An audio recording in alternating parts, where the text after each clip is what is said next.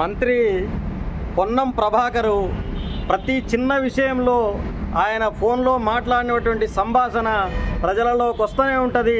ఆయన అహంకారము ప్రజలు చూస్తూనే ఉంటారు. ఈ మధ్య జరిగిన సంభాషణ మనం చూసినాము. ఒక అధికారికి చెప్పిండు, ఎటువంటి చెక్కులే ఏవైనా గవర్నమెంట్ నుంచి వచ్చేవి మన కాంగ్రెస్ పార్టీ వాళ్ళే ఇవ్వాలి, కానీ అన్య పార్టీ వేరే పార్టీ వాళ్ళు ఇవ్వకుండా చూసుకోవాలని చెప్పి అధికారిని మందలించిండు. సేమ్ అట్లనే ఇప్పుడు కూడా ఇంకో అధికారి విషయంలో సంభాషణ కూడా అదే విధంగా జరిగింది. 2 నెలల క్రితం ఏదైతే జరిగిందో అదే సంభాషణ మళ్ళీ పునరావృతమైంది. ఆయన మాటల రికార్డింగ్ చూస్తుంటే సోషల్ మీడియాలో చక్కర్లు కొడుతుంది ఆయన మాటలను.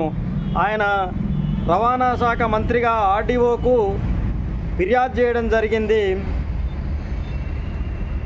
హనుమకొండ ఆర్డీఓపై చర్యలు తీసుకోవాలని మంత్రి కోరడమే చర్చనీయాంశమైంది. ఆయన ఫోన్లో మాట్లాడే ప్రతి సంభాషణను ప్రజలు సోషల్ మీడియాలో పెద్ద ఎత్తున వైరల్ చేస్తున్నారు. ఆయన మాటలలో స్పష్టంగా అహంకారము, కోపము, ద్వేషము కనపడుతుంది బీఆర్ఎస్ పార్టీ మీద.